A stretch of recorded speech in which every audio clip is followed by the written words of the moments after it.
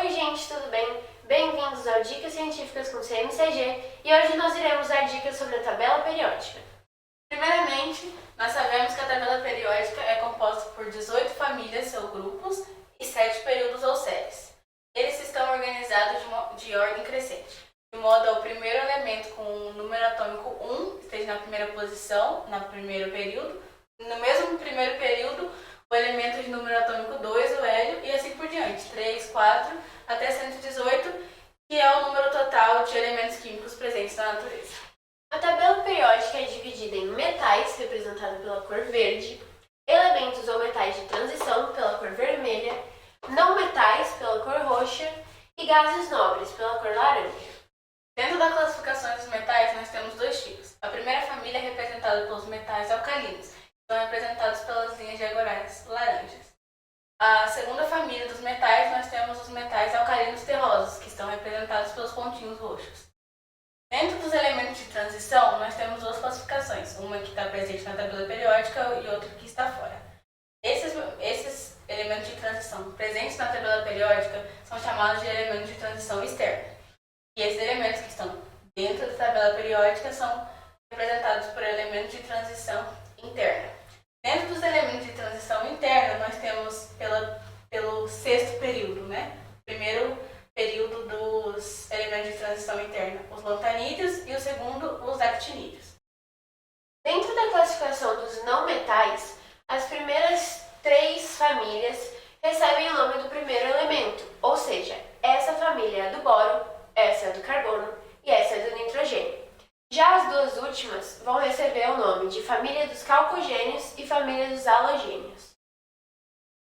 Uma importante dica em relação às famílias e os períodos são que as famílias representam um número de elétrons na camada de valência, na última camada. Entretanto, isso só vale para os elementos representativos.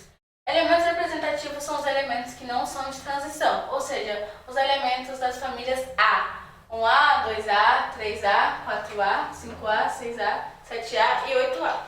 Ou seja, na primeira família do hidrogênio vai ter um elétron na última camada. O mesmo vale para os outros. Os períodos ou séries representam um número de camadas que um átomo vai ter. Por exemplo, se um átomo está presente aqui, ele vai ter 4 camadas. Sendo assim, o cloro, por exemplo, por estar posicionado no terceiro período, terá 3 camadas. E por estar posicionado na família 7A, terá 7 elétrons na camada de valência, que é a última camada. Já o neônio, por estar posicionado na segunda série, vai ter 2 camadas, e por estar posicionado no grupo 8A, terá 8 elétrons na última camada. É importante destacar que o hélio é a exceção para essa dica nossa. Por quê? O hélio só apresenta o número atômico 2. Logo, é impossível ele ter 8 elétrons na última camada. Essa última camada vai ter 2 elétrons, que é suportado pela única camada, que terá por apresentar um só, estar presente no primeiro período. Agora vamos entender como ocorrem as representações na tabela periódica. Pegando o hélio como exemplo, nós vamos ter o símbolo do elemento no centro, acima dele o número atômico e abaixo o nome e a massa atômica. Algumas tabelas também apresentam a distribuição eletrônica e, como já falamos, o hélio só tem 2 elétrons